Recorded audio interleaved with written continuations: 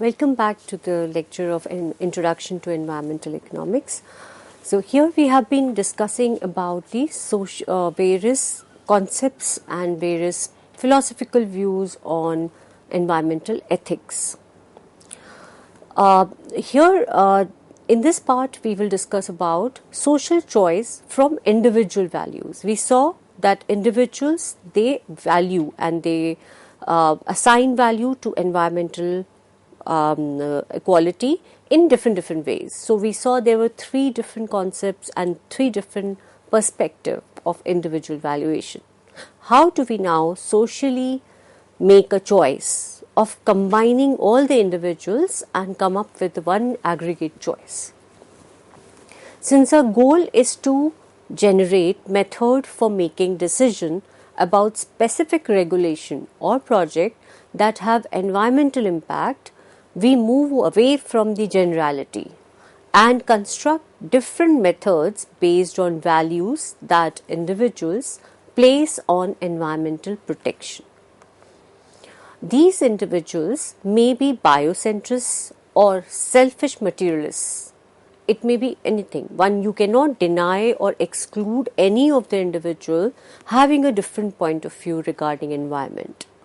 We have no restrictions on their individual preferences. If they are anthropocists or they are biocentrists or they have the point of view with the precautionary principle, we need to include them all. There has to be inclusivity when considering the environmental issue or environmental ethics and in policy making. Assuming all that, we assume that the society consists of n number of individuals, each of whom consumes a market good and an environmental good. So there's a large assumption we have made in this framework, and we are creating this framework for utility function. We are trying to create a utility function under utilitarian approach, and there is a assumption of n individuals in the society which are consuming only two types of commodities. One is a market good commodity and the other one is environmental good. Environmental good is basically, we are measuring it as environmental quality. Market good, we represent it by a symbol X and can be considered as a composite of all conventional market goods. So when we say and we assign a value X, then it represents all the composite of all the variety of goods being consumed from the market, and all the types of conventional goods, they come under it. The individual consumes these individual conventional market good, and every individual consumes Xi amount of the market good. So a subscript I basically represents an individual that consumes X amount of composite good from the market.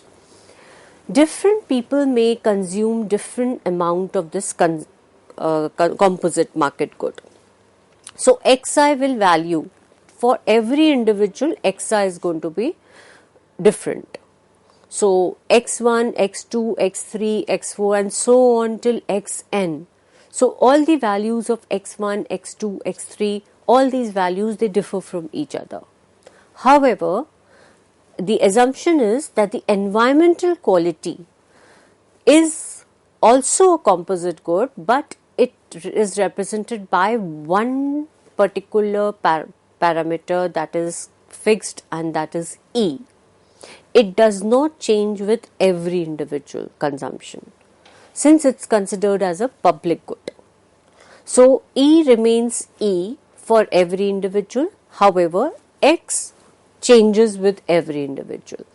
So Xi is different for each individual person or entity, while E remains same for all individuals. N individuals. We have made the assumption that the model consists of n individuals. In contrast to the market goods, everyone must consume the same amount of environmental quality. Environmental quality is a pure public good. This reflects the fact that we all consume the same amount of environmental good. That under this, what type of goods you may imagine would be air quality, water quality, the kind of land we live in, and biodiversity. So they all come under the one particular heading of E. E is something that we symbolize this environmental quality. For instance, we all face the same global climate. This is another example of environmental quality, because if we look at from the bird's eye view, we will see that entire earth, people living on the whole of earth are facing global climate, same global climate. So with this assumption, we create a utility function. The benefits derived by the individuals from both market good and environmental good are represented by a function that is UI. So utility function is represented by a symbol UI, which is a function of xi and e. Let A be the societal consumption bundle. Now this xi is the societal market consumption bundle, while E is a environmental good. N represents the value of the consumption of the market good for n individuals, and plus the level of environmental quality. So the entire bundle is made up of two types variety of goods. It is E remains the same for every individual, however xi keeps changing with each individual. So you can see it in the diagram on the screen that utility function is represented in the form of a downward sloping utility graph. Downward sloping basically tells you that there is a trade-off. On the vertical axis, we have assigned environmental quality, we have plotted environmental quality. On the x-axis, we have plotted the market good, which is a composite market good. So, there are different levels of environment quality and various combinations. At various combinations of E and X, you will be located on the different levels of satisfaction. So, how do you reflect the levels of satisfaction on the utility? It is actually the utility you derive by both the goods, by both the two goods which we have picked up. One is the X and the other one is E. E comes same for all the individuals, while X is different for different individuals. Now for an individual utility, individual person, if we try to plot an utility curve, then this is what is on the screen. For each individual, you will have a combination on the level that person will derive, the utility the person is derived is plotted like a graph. So in order to increase the consumption of environmental quality, one needs to sacrifice the market good. This is what is reflected by the downward sloping utility curve. The slope of the utility curve basically reflects that if one needs to increase the environmental quality, one needs to reduce the composite market good. And there is a consistent progression of utility curves from lower levels to higher levels.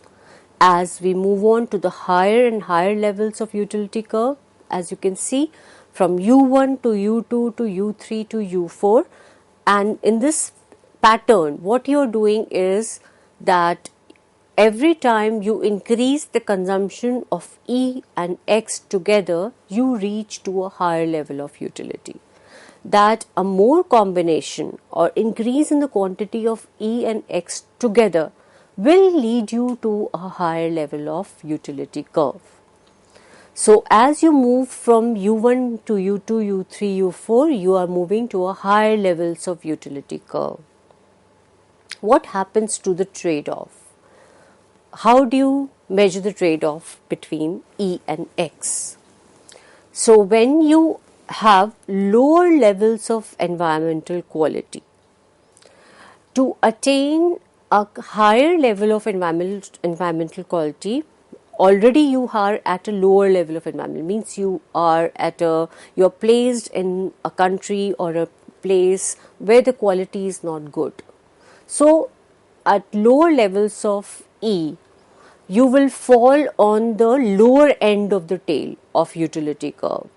And there, how do you trade off? The trade off is to increase higher levels of quality, environmental quality E, you will have to sacrifice a larger amount of market good.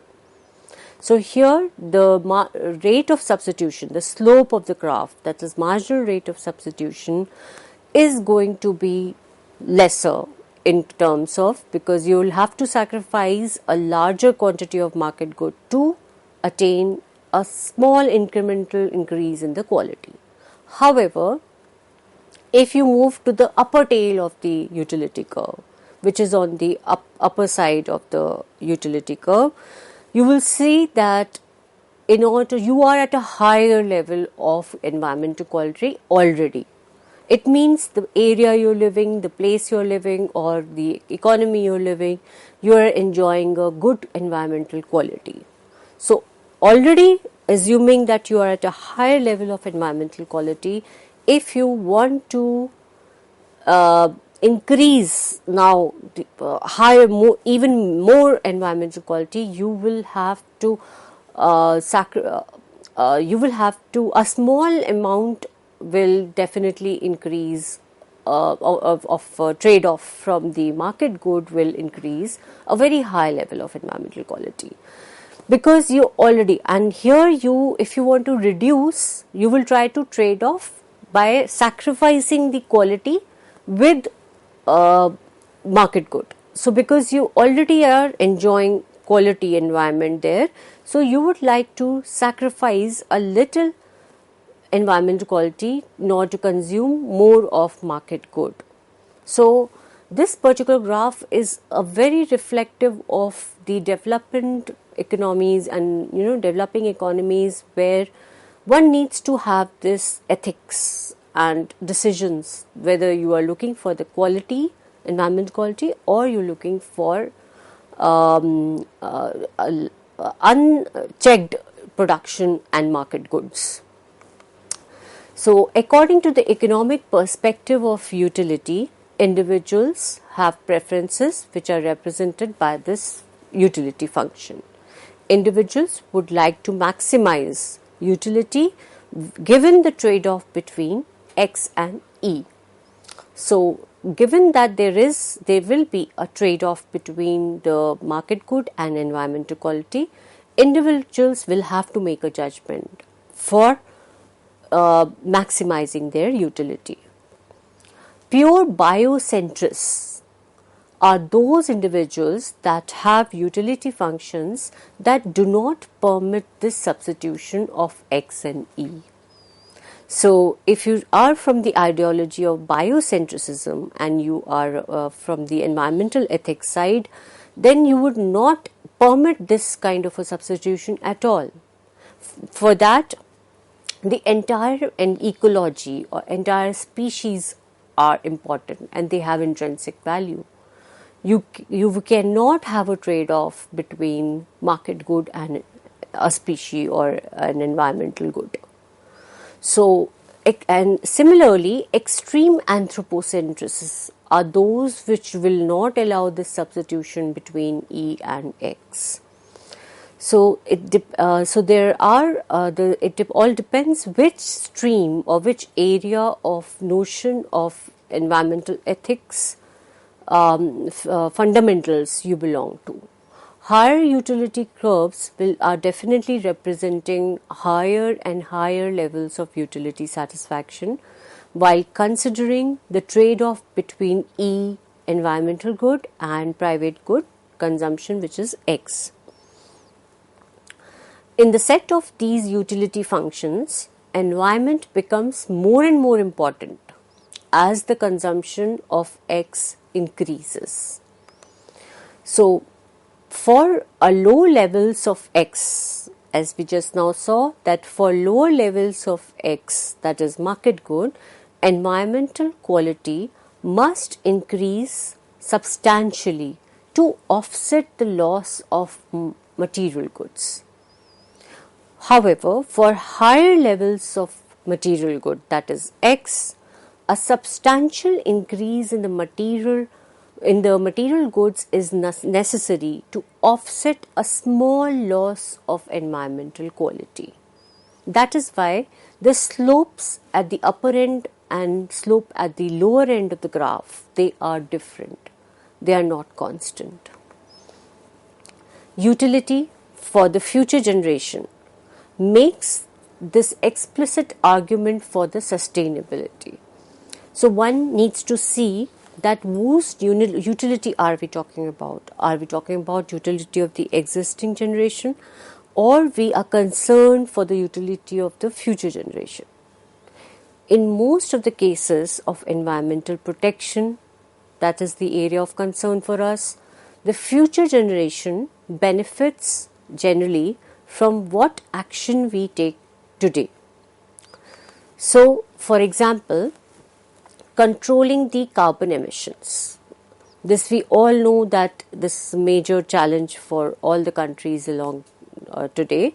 Controlling the carbon emissions and reducing the global warming would affect the people in the world only in 2100, and the concern for those people can be of many forms. Those concerns, again, we categorize them into two types. One set of concerns, these concerns could be the well-being of the future generation. If we value our future generation more, then the expenditure and the policies and the policy implementation for carbon emission, control of carbon emission and reduction in global warming, that makes sense and that is justified. However, while there is another set of view of concern that says that simply the concern is about others, not for the specifically for people belonging to the future generation. The concern is generally for others. So this kind of a concern is called as altruism. When the notion of altruism states that you are generally empathetic and you are concerned of people around, the species around, the environment around, that comes under the purview of altruism. However, if you are only concerned for the future generation and you take actions today just for the cost so that they do not suffer in the future, such a kind of a notion is mainly, it comes under the bequest. So you have bequest on one side and you have altruism on the other side. So these two notions are very, very important when we have to look for the policies and implement policies and provide a theoretical framework for policies under the utilitarian approach and create the utility function for the whole of the society. In being concerned about others, we may be more concerned about passing on an environmental legacy sometimes. Sometimes we need to pass on the environmental legacy for the future generation. And that is in the form of high quality of environment, which is E. Then in that case, we are looking for the policies that will provide a higher quantity of E as compared to the material goods in the form of lesser of X. Though they both are contributing to the utility, but the policy decision will be influenced by the ethics and philosophical view that E to a higher quality of E would be something which everybody will support for philosophy, that the future generation is more important than the current consumption. Though both of them, E and X, they both are contributing to the utility curve and utility function. But still, you have the stand and you have the ethical grounds that why do you need more of E in comparison to the market good X. It is perfectly acceptable for an individual to view the environment. It is important to, and it is a freedom of choice to view the environment in whichever perspective they want to view. But to reveal what they view is more important than what actually they view. Because this revelation or that exercise of thought is important from the policy point of view. Your decision will be reflected in the policies. It is important to develop method to analyze that deal with the various preferences and ways of evaluating utility derived from environment and material consumption. There are certain criticism to this utilitarian approach throughout the discussion. We have assumed that the basic individual values could be represented by the utility function, that we could make social decisions using these utility functions, and that is Pareto criterion principle. We also assume that we all have the utility function that represent preferences that these utility functions will be representing. But the critical problem is that the opinion changes over time and they get influenced by advertisements and other activities. Educational programs also affect their decision regarding the environment. Therefore, the argument is that it is not so easy to change someone's preferences sometimes, and the utility function should be used to make the policy public policy. Not all affected individuals are included sometimes. For example, people who are not born, their voting is not done to find the final decision. If there is a local matter, then to put vote to that future generation again, people might migrate and they become part of the society where the decision is getting implemented. So these are some of the problems. The third criticism was put forward by Sagoff in 1995. He questions whether the public policy should be based on the individual preferences rather than the concept of what is right. So one should also see what is right. Just the public opinion should not matter because they may land up with unethical public opinion. He says that desire often dominated what we believe is morally right, and we should feel it is our obligation to others. He also stated that we often think differently than others making the private decisions. We may consciously or subconsciously put ourselves in the role of public policy, making rather an individual expression of individual preferences. So one should need to take into account all this criticism also. So thus we conclude the session for today. The lecture deliberated on various philosophical notions of environmental ethics, how individual preferences play an important role determining the social choice for environmental quality. Lecture also discussed how social choice could be derived from the individual choices. Notion of utilitarian perspective was put forward and the criticism was also given count for. Thank you so much for your patience.